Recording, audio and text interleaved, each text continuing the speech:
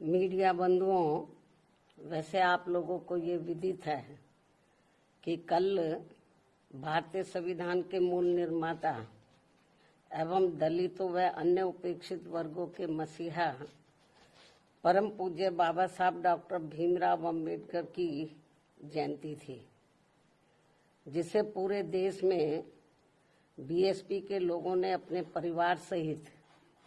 बड़े धूमधाम से मनाया है। खासकर यूपी की राजधानी लखनऊ में तो कल इनकी जयंती पर पूर्व की तरह ही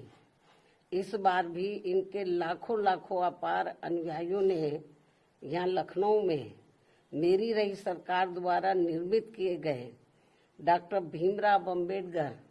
सामाजिक परिवर्तन स्थल पर पहुंचकर इसे अपने श्रद्धा के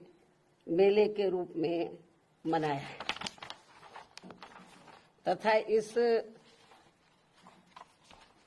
विशाल व ऐतिहासिक स्थल पर लगी इनकी बड़ी प्रतिमा पर, अति विशाल प्रतिमा पर अपने श्रद्धा सुमन भी अर्पित किए हैं।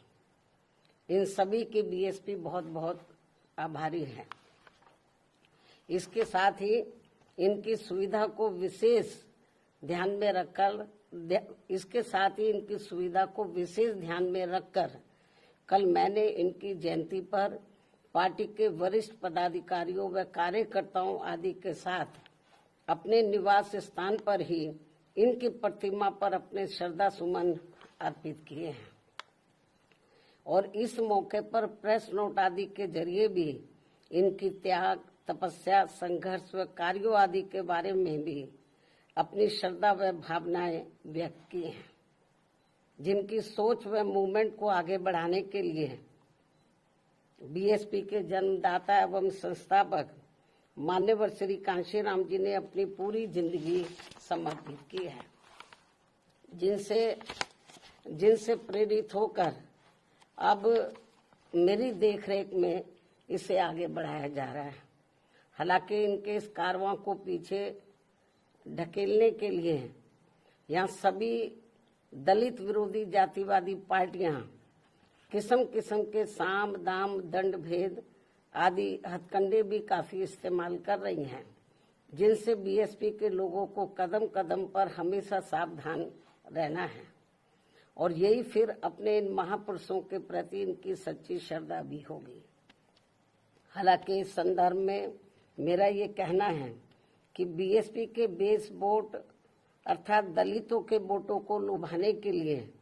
पिछले कुछ समय से यहाँ सभी विरोधी पार्टियां अपने अधिकांश कार्यक्रमों में बीएसपी के नीले रंग को ही विभिन्न रूपों में इस्तेमाल कर रही हैं, जिसका दलितों पर कुछ भी असर पड़ने वाला नहीं है, क्योंकि इन पर केवल बीएसपी के नीले रंग का ही असर पड़ता है, अन्य किसी और रंग का नहीं। ये विरोधियों को ध्यान में रखकर चलना चाहिए। और अब जिस खास मकसद से आज मैंने मीडिया बंधुओं को बुलाया वो है महिला आरक्षण का अति महत्वपूर्ण मामला, जिसके लिए केंद्र सरकार ने कल से संसद का 3 दिन का विशेष सत्र भी बुलाया हुआ है। और इस संबंध में हमारी पार्टी का ये कहना है कि देश में बहुजन समाज में से खासकर एससी, एसटी व ओबीसी समाज के हित व कल्याण की तरह ही महिला सशक्तिकरण आदि की बातें भी तो बहुत की जाती हैं, किंतु सही नियत, नीति एवं मजबूत इच्छा शक्ति के अभाव के कारण इस पर ईमानदारी से अमल शायद ही कभी ठीक ढंग से हो पाया है। इसी का नतीजा है कि कमजोर वर्गों के लोगों की तरह ही महिलाओं के विरुद्ध भी जुल्म, जाति एवं शोषण, अत्याचार आदि की जघन्य घटनाएं आज भी सही से रुकने का नाम नहीं ले रही हैं। और इसलिए हमारी पार्टी बीएसपी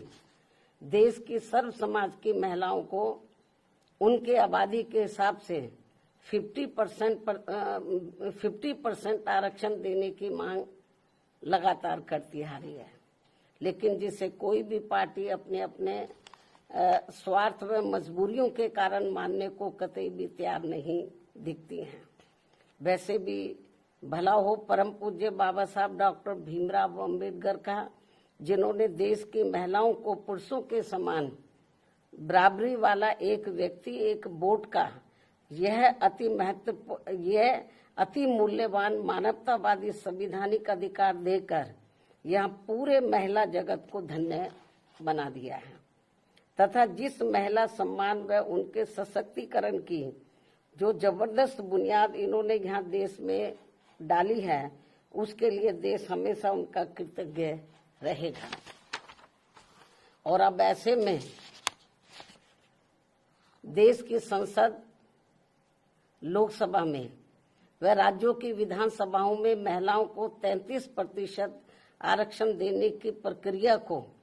काफी लंबे इंतजार के बाद ही सही व अन्य इसे आगे बढ़ाने की कार्रवाई का हमारी पार्टी स्वागत करती है। हालांकि बहुत डिले है, फिर भी हमारी पार्टी इसका, चाहे वो डिले भी हो गया, फिर भी इसका वेलकम करती है, स्वागत करती है। वास्तव में महिला आरक्षण की असली हकदार शोषित व उपेक्षित वर्गों में भी खासकर सामाजिक, राजनीतिक एवं आर्थिक रूप से लगातार पछाड़े जा रहे SC, ST व OBC समाज की महिलाओं को यदि इसमें अलग से आरक्षण की व्यवस्था की जाती है तो ये उचित होने के साथ साथ, जो नहीं की गई है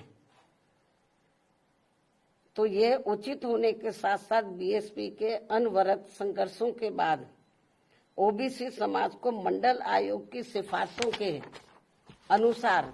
27%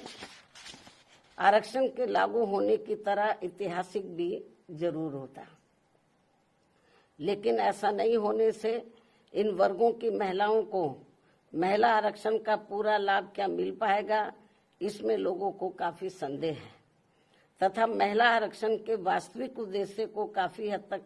नकारने जैसा है। वैसे भी महिला आरक्षण को राजनीतिक स्वार्थ की बजाय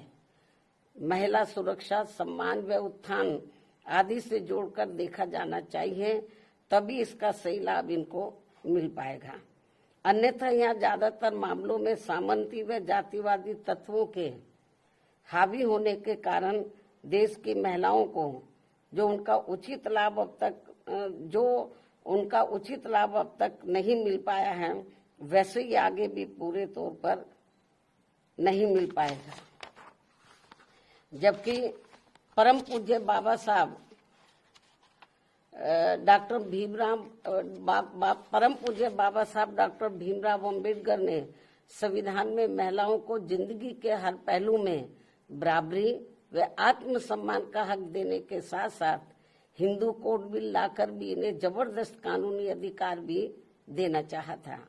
जिसे तब केंद्र की रही कांग्रेसी सरकार ने अपने संकीर्ण जातिवाद के प्रभाव में आकर वादा खिलाफी करते हुए नहीं माना और बाद में इसको आत्मा विहीन करके इसे टुकड़ों टुकड़ों में पास किया गया। इस प्रकार OBC समाज को आरक्षण देने के साथ साथ महिलाओं की सुरक्षा, सम्मान व उत्थान सुनिश्चित करने के मामले में ठोस कदम नहीं उठाने आदि के विरोध में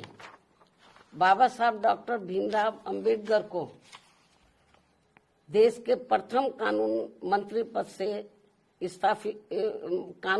पद से इस्तीफा भी देना पड़ा था। इतना ही नहीं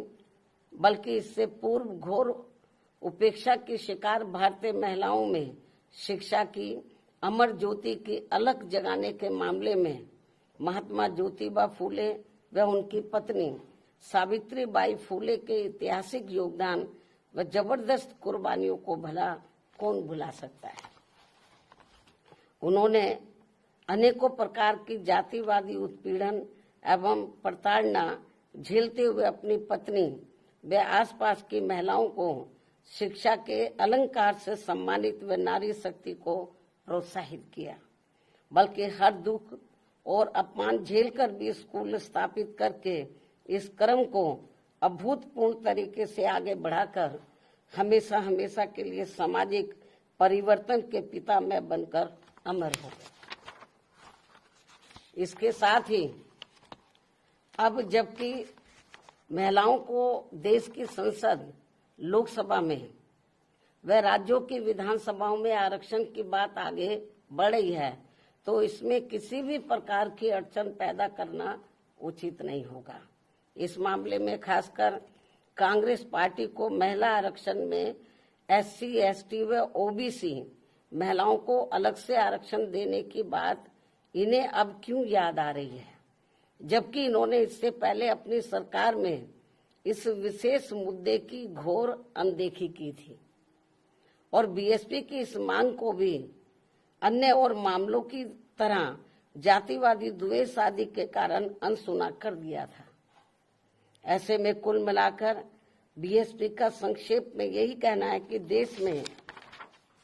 महिलाओं की लगातार हो रही दयनीय स्थिति को देखते हुए बेहतर यही है कि महिला आरक्षण को संकीर्ण दलगत राजनीति से दूर रखते हुए इसको जल्द